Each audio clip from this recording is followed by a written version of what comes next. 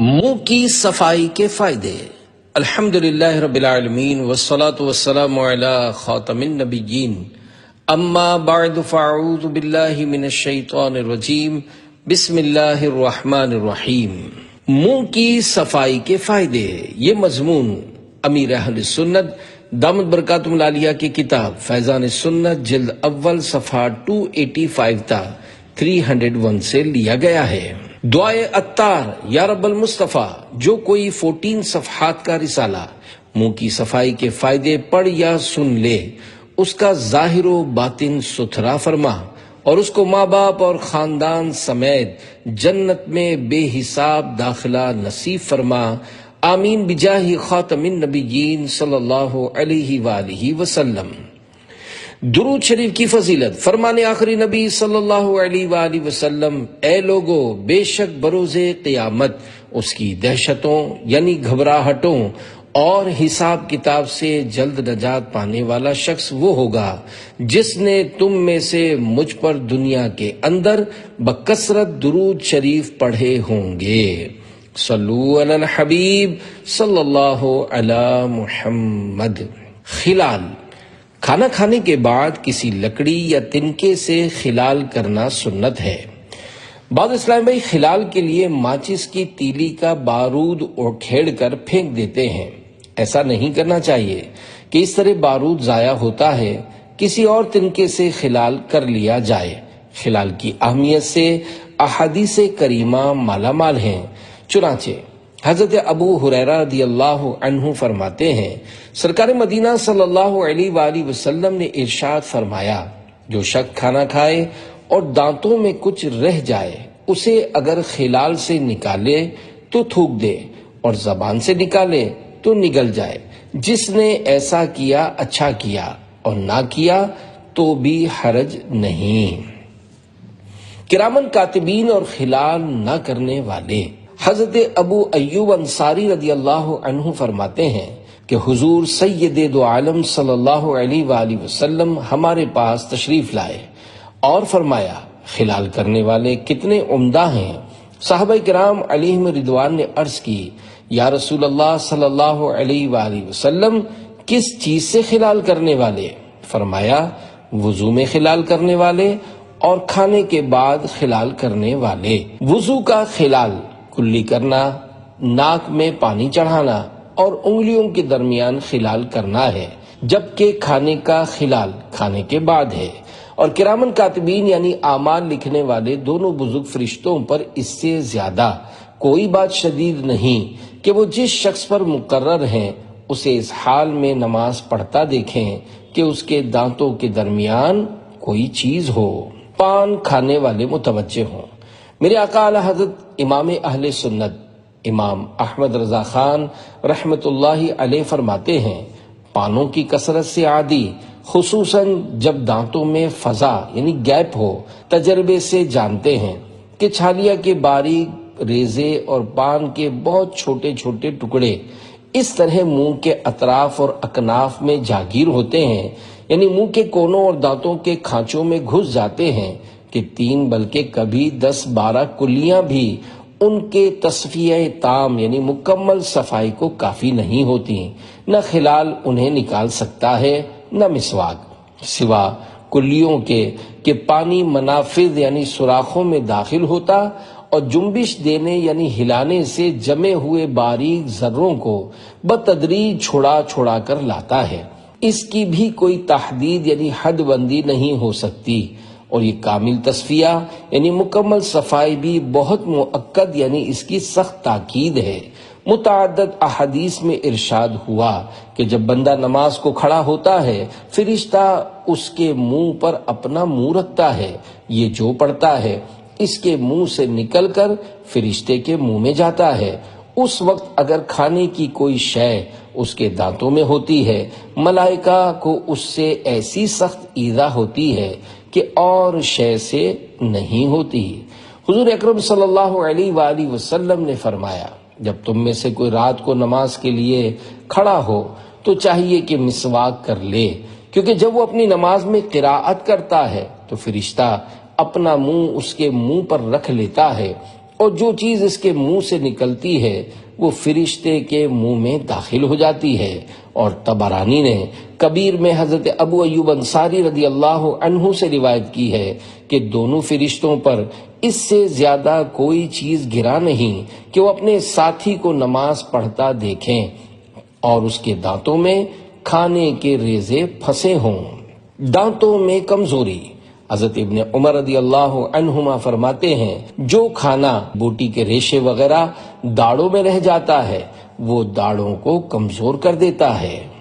خلال کیسا ہو؟ پیارے پیارے اسلامی بھائیوں، جب بھی کھانا یا کوئی غذا کھائیں خلال کی عادت بنانی چاہیے۔ بہتر یہ ہے کہ خلال نیم کی لکڑی کا ہو کہ اس کی تلخی سے منہ کی صفائی ہوتی ہے اور یہ مسوڑوں کے لیے مفید ہوتی ہے۔ بازاری ٹوتھ پکس عموماً موٹی اور کمزور ہوتی ہے۔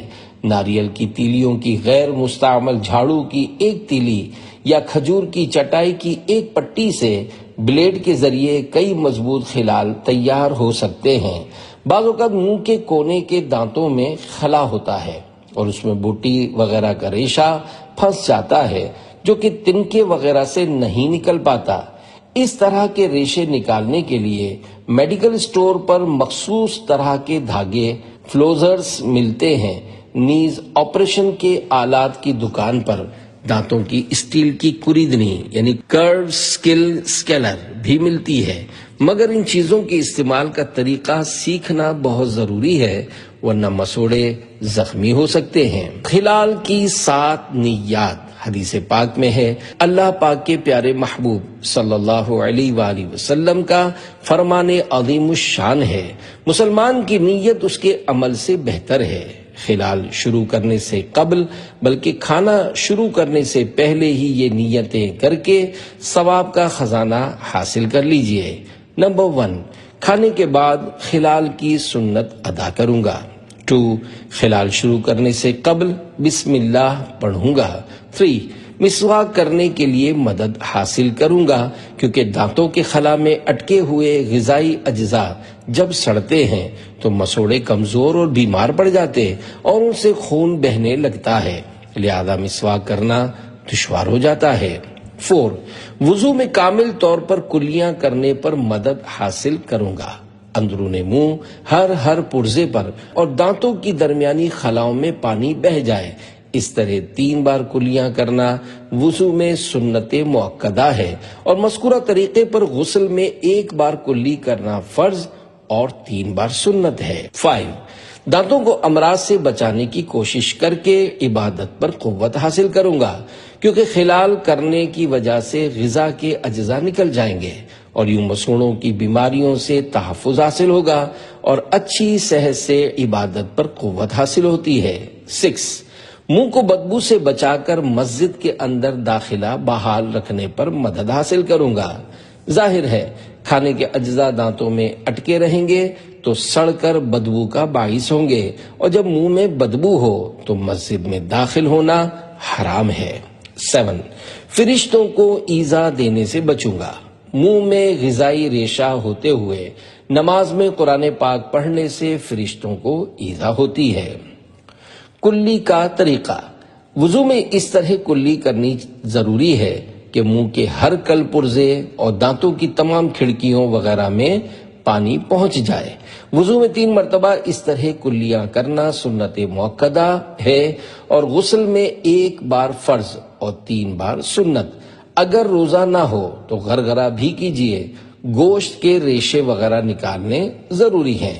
ہاں، اگر کوئی ریشہ یا چھالیا وغیرہ کا ذرہ نکل ہی نہیں رہا تو اب اتنی بھی سختی نہ فرمائیں کہ مسوڑے زخمی ہو جائیں کہ جو مجبور ہے وہ معذور ہے۔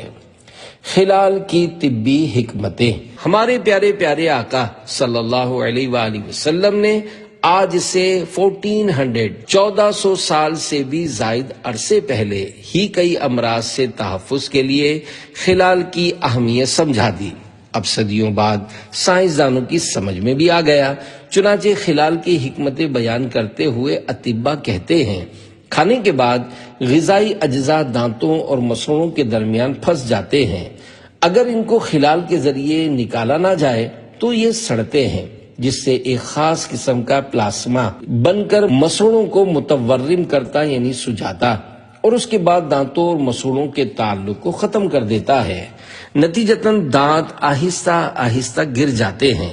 خلال نہ کرنے سے دانتوں میں پائریا کی بیماری بھی ہوتی ہے، جس میں مسوڑوں میں پیپ ہو جاتی ہے جو کھانے کے ساتھ پیٹ میں جاتی اور پھر مہلک امراض جنم لیتے ہیں۔ دانتوں کا کینسر۔ چائے پان کے عادی غذا کی کمی کے ساتھ ساتھ چائے اور پان میں بھی کمی کا ذہن بنائیں۔ یہ نہ ہو کہ آپ غذا میں کمی کرنے جائیں اور نفس مکار آپ کو بھوک مٹانے کا جھانسا دے کر چائے اور پان کی کثرت کی آفت میں پھنسا دے۔ چائے گردوں کے لیے مضر یعنی نقصان دہ ہے۔ پان گٹکا، مین پوڑی اور خوشبودار سونف سپاری وغیرہ کی عادت نکال دینے میں ہی عافیت ہے۔ جو لوگ ان کا کثرت سے استعمال کرتے ہیں ان کو مسوڑوں، منہ اور گلے کے کینسر کا اندیشہ رہتا ہے۔ زیادہ پان کھانے والوں کا منہ اندر سے لال ہو جاتا ہے۔ اگر مسوڑوں میں خون یا پیپ ہو گیا تو ان کو نظر نہیں آئے گا اور پیٹ میں جاتا رہے گا۔ چونکہ ایک عرصے تک پیپ نکلتا رہتا ہے مگر درد بالکل نہیں ہوتا، لہذا ان کو شاید معلوم بھی اس وقت ہوگا جب خدا نخواستہ کسی خطرناک بیماری نے جڑ پکڑ لی ہوگی۔ نقلی کتھے کی تباہ کاریاں۔ پاکستان میں غالباً کتھے کی پیداوار نہیں ہوتی، لہذا دولت کے حریص افراد جنہیں کسی کی دنیا اور اپنی آخرت کے برباد ہونے کی کوئی فکر نہیں ہوتی، وہ مٹی میں چمڑا رنگنے کا رنگ ملا کر اسی مٹی کو کتھا کہہ کر بیچتے ہیں اور یوں بیچارے پاکستانی پان خور گندی مٹی کھا کر طرح طرح کے امراض کا شکار اور سخت بیمار ہو کر تباہی کے غار میں جا پڑتے ہیں۔ جان بوجھ کر نقلی کتھا ہرگز استعمال نہ فرمائیں۔ نقلی کتھے کے تاجر اور نقلی کتھے والا پان بیچنے والے اس فعل سے سچی توبہ کریں۔ نیز جان بوجھ کر مٹی کھانے والے بھی باز آ جائیں۔ مٹی کے بارے میں شرعی مسئلہ یہ ہے، معمولی مقدار میں مٹی کھانے میں حرج نہیں، مگر حد ضرر تک یعنی نقصان دہ مقدار میں کھانا حرام ہے۔ دانتوں میں خون آنے کے اسباب۔ بعض لوگوں کو مسواک کرنے سے خون آتا ہے، بلکہ ایسوں کا خون کھانے کے ساتھ پیٹ میں بھی جاتا ہوگا۔ اس کا ایک سبب پیٹ کی خرابی بھی ہوتا ہے۔ ایسے مریض کو قبض وغیرہ کا علاج کرنا ضروری ہے۔ وزنی اور بادی غذاؤں سے پرہیز کرے اور کھانا بھوک سے کم کھائے، بے وقت کوئی چیز نہ کھائے۔ دوسرا سبب یہ ہے کہ دانتوں کی صفائی میں لاپرواہی کی وجہ سے غذائی اجزاء دانتوں اور مسوڑوں کے درمیان جمع ہو کر چونے کی طرح سخت ہو کر جم جاتے ہیں۔ ڈاکٹری زبان میں اس کو ٹاٹر بولتے ہیں۔ اس لیے دانتوں کے ڈاکٹر سے رجوع کیجیے۔ اگر نیک طبیعت ڈاکٹر ہوگا اور کوئی معنی نہ ہوا تو ایک ہی وقت میں تمام دانتوں کی صفائی یعنی اسکیلنگ کر دے گا، ورنہ چند بار دھکے کھلا کر تھوڑا تھوڑا کام کر کے زیادہ پیسے نکلوائے گا۔ صلو علی الحبیب صلی اللہ علی محمد۔ مسواک کرنا سنت ہے کہ 14 حروف کی نسبت سے مسواک کے 14 مدنی پھول۔ یہ مدنی پھول فیضان سنت جلد اول اور رسالہ مسواک شریف کے فضائل سے جمع کر کے پیش کیے جا رہے ہیں۔ نمبر 1، مسواک پیلو یا زیتون یا نیم وغیرہ کڑوی لکڑی کی ہو۔ مسواک کی موٹائی چھنگلیاں یعنی چھوٹی انگلی کے برابر ہو۔ 2، مسواک ایک بالش سے زیادہ لمبی نہ ہو ورنہ اس پر شیطان بیٹھتا ہے۔ 3، اس کے ریشے نرم ہو کہ سخت ریشے دانتوں اور مسوڑوں کے درمیان خلا یعنی گیپ کا باعث بنتے ہیں۔ 4، مسواک تازہ ہو تو خوب یعنی بہتر، ورنہ کچھ دیر پانی کے گلاس میں بھگو کر نرم کر لیجئے۔ 5، طبیبوں کا مشورہ ہے کہ مسواک کے ریشے روزانہ کاٹتے رہیے کہ ریشے اس وقت تک کارآمد رہتے ہیں جب تک ان میں تلخی باقی رہے۔ 6، دانتوں کی چوڑائی میں مسواک کیجئے۔ 7، جب بھی مسواک کرنی ہو کم از کم 3 بار کیجئے، ہر بار دھو لیجئے۔ 8، مسواک سیدھے ہاتھ میں اس طرح لیجئے کہ چھنگلیاں یعنی چھوٹی انگلی اس کے نیچے اور بیچ کی 3 انگلیاں اوپر اور انگوٹھا سرے پر ہو۔ پہلے سیدھی طرف کے اوپر کے دانتوں پر، پھر الٹی طرف کے اوپر کے دانتوں پر، پھر سیدھی طرف نیچے، پھر الٹی طرف نیچے مسواک کیجیے۔ 9، چت لیٹ کر مسواک کرنے سے تلی بڑھ جانے، اور 10، مٹھی باندھ کر کرنے سے بواسیر ہو جانے کا اندیشہ ہے۔ 11، مسواک وضو کی سنت قبلیہ، یعنی مسواک وضو سے پہلے کی سنت ہے، وضو کے اندر کی سنت نہیں، لہذا وضو شروع کرنے سے قبل مسواک کیجیے، پھر 3 بار دونوں ہاتھ دھوئیں اور طریقے کے مطابق وضو مکمل کیجیے۔ البتہ سنت موقدہ اسی وقت ہے جبکہ منہ میں بدبو ہو۔ عورتوں کے لیے مسواک کرنا بی بی عائشہ کی سنت ہے۔ 12، ملفوظات اعلیٰ حضرت میں ہے، عورتوں کے لیے مسواک کرنا ام المومنین حضرت عائشہ صدیقہ رضی اللہ عنہا کی سنت ہے، لیکن اگر وہ نہ کریں تو حرج نہیں۔ ان کے دانت اور مسوڑے بنسبت مردوں کے کمزور ہوتے ہیں، ان کے لیے مسی یعنی دنداسا کافی ہے۔ جب مسواک ناقابل استعمال ہو جائے۔ 13، مسواک جب ناقابل استعمال ہو جائے تو پھینک مت دیجیے کہ یہ اعلی ادائے سنت ہے، کسی جگہ احتیاط سے رکھ دیجیے یا دفن کر دیجیے، یا پتھر وغیرہ وزن باندھ کر سمندر میں ڈبو دیجیے۔ تفصیلی معلومات کے لیے مکتبۃ المدینہ کی بحر شریعت جلد اول صفحہ 294 تا 295 کا مطالعہ کیجیے۔ کیا آپ کو مسواک کرنا آتا ہے؟ 14، ہو سکتا ہے آپ کے دل میں یہ خیال آئے کہ میں تو برسوں سے مسواک استعمال کرتا ہوں، مگر میرے تو دانت اور پیٹ دونوں ہی خراب ہیں۔ میرے بھولے بھالے اسلامی بھائی، اس میں مسواک کا نہیں، آپ کا اپنا قصور ہے۔ میں سگے مدینہ عفیہ عنہ اس نتیجے پر پہنچا ہوں کہ آج شاید ہزاروں میں سے کوئی ایک آدھ ہی ایسا ہو جو صحیح اصولوں کے مطابق مسواک استعمال کرتا ہو۔ ہم لوگ اکثر جلدی دانتوں پر مسواک مل کر وضو کر کے چل پڑتے ہیں، یعنی یوں کہیے کہ ہم مسواک نہیں بلکہ رسم مسواک ادا کرتے ہیں۔ دانتوں کی حفاظت کے لیے 4 مدنی پھول۔ نمبر 1، کوئی بھی چیز کھانے یا چائے وغیرہ پینے کے بعد 3 بار اس طرح کلی کریں کہ ہر بار پانی کو منہ میں 1 منٹ تک اچھی طرح جنبش دینے یعنی ہلانے کے بعد اگلیں۔ 2، جب بھی موقع ملے منہ میں کلی بھر لیں اور چند منٹ تک ہلاتے رہیں، پھر اگل دیں۔ یہ عمل روزانہ مختلف اوقات میں چند بار کیجیے۔ 3، اگر مذکورہ انداز پر کلیوں کے لیے سادہ پانی کے بجائے نمک والا نیم گرم پانی استعمال کیا جائے تو مزید مفید ہے۔ اگر پابندی سے کریں گے تو انشاءاللہ دانتوں کے درمیان اٹکے ہوئے غذا کے اجزاء دھل کر نکلتے رہیں گے، نہ وہ مسوڑوں میں رہیں گے کہ سڑیں۔ انشاءاللہ اس طرح کرنے سے مسوڑوں میں خون کی شکایت بھی نہ ہوگی۔ 4، زیتون شریف کا تیل دانتوں پر ملنے سے مسوڑے اور ہلتے ہوئے دانت مضبوط ہوتے ہیں۔ منہ کی بدبو کا علاج۔ اگر منہ میں بدبو آتی ہو تو ہرا دھنیا چبا کر کھائیے، نیز گلاب کے تازہ یا سوکھے ہوئے پھولوں سے دانت مانجنے سے بھی انشاءاللہ دور ہو جائے گی۔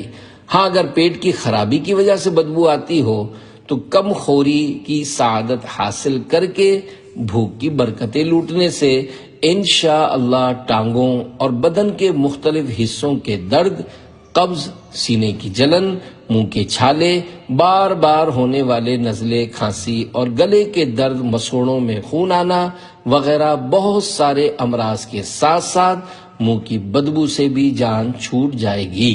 بھوک سے کم کھانے میں 80% امراض سے بچت ہو سکتی ہے۔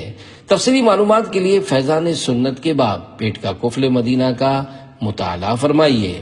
اگر نفس کی حرص کا علاج ہو جائے تو کئی امراض خود ہی ختم ہو جائیں۔ رضا نفس دشمن ہے دم میں نہ آنا، کہاں تم نے دیکھے ہیں چندرانے والے۔ منہ کی بدبو کا مدنی علاج۔ یہ درود شریف موقع بہ موقع ایک ہی سانس میں 11 مرتبہ پڑھ لیجئے، انشاءاللہ منہ کی بدبو زائل ہو جائے گی۔ اللہم صلی وسلم علی النبی الطاہر۔ ایک سانس میں پڑھنے کا طریقہ۔ ایک ہی سانس میں پڑھنے کا بہتر طریقہ یہ ہے کہ منہ بند کر کے آہستہ آہستہ ناک سے سانس لینا شروع کیجیے اور جتنا ممکن ہو اتنی ہوا پھیپھڑوں میں بھر لیجیے۔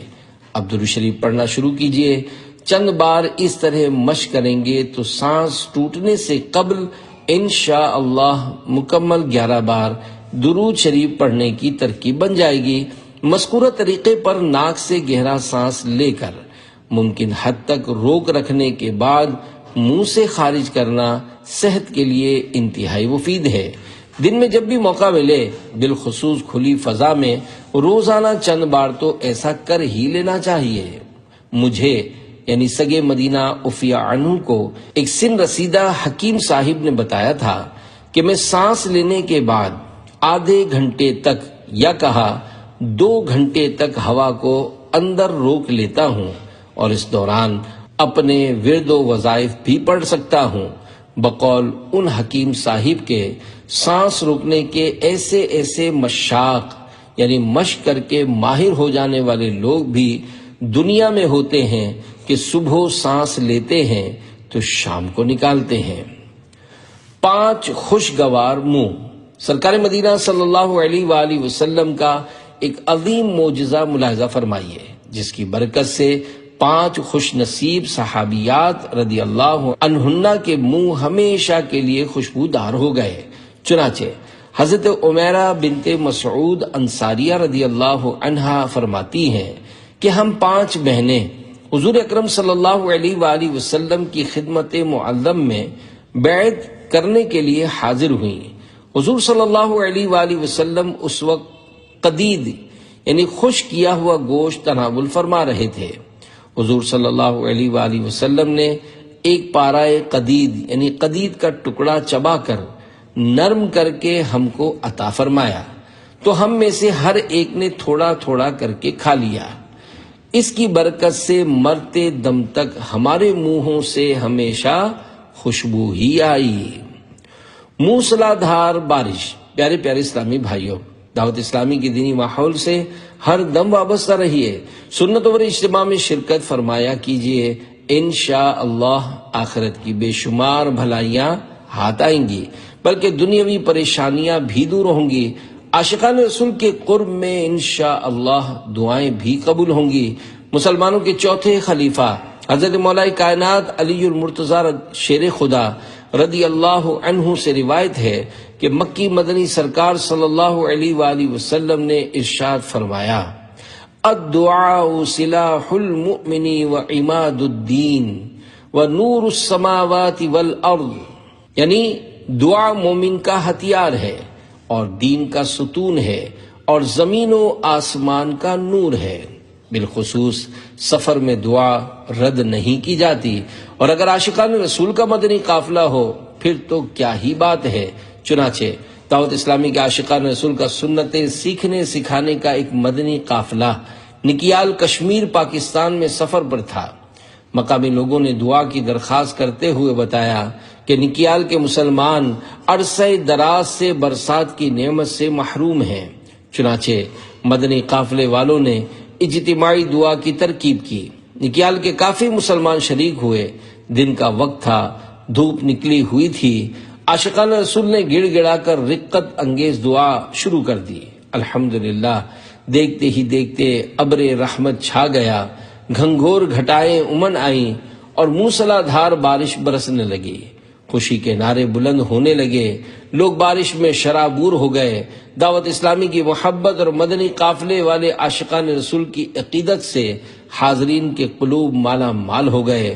دعوت اسلامی والوں پر اللہ پاک کے اس عظیم کرم کا کھلی آنکھوں سے مشاہدہ کرنے کے سبب کافی اسلامی بھائی دعوت اسلامی کے دینی ماحول سے وابستہ ہو گئے اور نکیال میں دعوت اسلامی کے دینی کام کی دھوم دھام ہو گئی۔ قافلے میں ذرا مانگے آ کر دعا، ہوں گی خوب بارشیں قافلے میں چلو۔ عاشقان رسول لے لو جو کچھ بھی پھول، تم کو سنت کے دے قافلے میں چلو۔ صلو علی الحبیب صلی اللہ علی محمد۔